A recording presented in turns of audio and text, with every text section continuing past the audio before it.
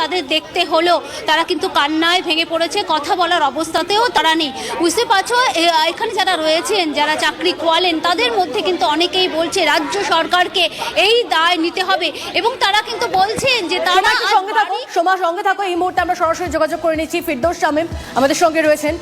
আমি আপনার থেকে যে বিষয়টা জানতে চাইবো, এই যে 26,000 চাকরি বাতিল করলো, প্রায় 26,000 চাকরি বাতিল করলো সুপ্রিম কোর্ট, এনাদের ভবিষ্যৎ কি? দেখুন, এন্টায়ার সিলেকশন প্রসেস যেটা টেন্টেড বলে সুপ্রিম কোর্ট মনে করছেন, সেই এন্টায়ার সিলেকশন প্রসেসকে বাতিল করেছেন। তারপরে 3 মাসের মধ্যে নতুন নিয়োগ প্রক্রিয়া কন্ডাক্ট করতে বলেছেন, সেখানে তারা পার্টিসিপেট করবেন।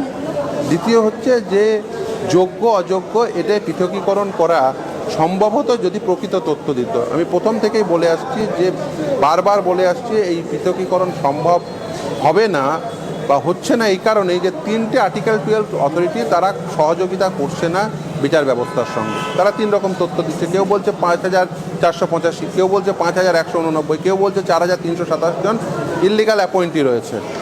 ওএমআর শিট সেটিকে তার স্ক্যান কপি এসএসসির কাছে নেই, তাহলে original OMR sheet destroy, scan copy নেই বলেছে।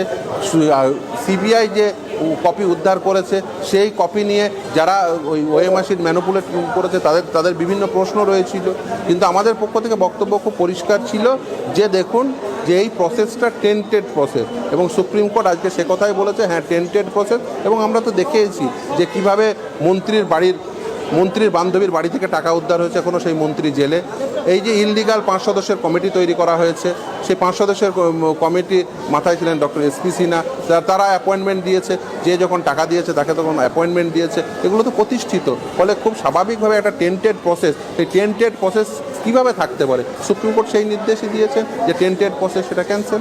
এবং এর পাশাপাশি ওএমআর শিটের যে আসল কপি এসএসসি নষ্ট করে দেয়, সেক্ষেত্রে ওএমআর শিটের মিরর ইমেজ এসএসসি সার্ভারে সংরক্ষিত থাকার কথা, যদিও সিবিআই কিন্তু এসএসসি সার্ভার থেকে এই ধরনের কোনো মিরর ইমেজও খুঁজে পায়নি, এটা আগেই আমরা জানতে পেরেছিলাম। সেটারই কি দায় ভুগতে হচ্ছে যারা এদের মধ্যে যোগ্য রয়েছেন তাদেরকে? দেখুন,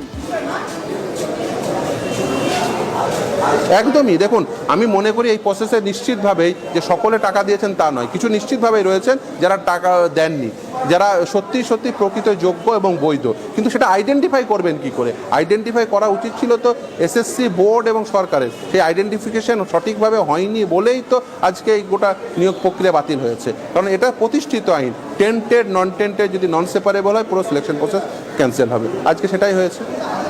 বেশ, অনেক ধন্যবাদ আপনাকে আপনার প্রতিক্রিয়ার জন্য। বিকাশ রঞ্জন ভট্টাচার্য, তার সঙ্গে আমরা কথা বলেছিলাম, তিনি কি বলেছেন একবার শোনাই আপনাদেরকে।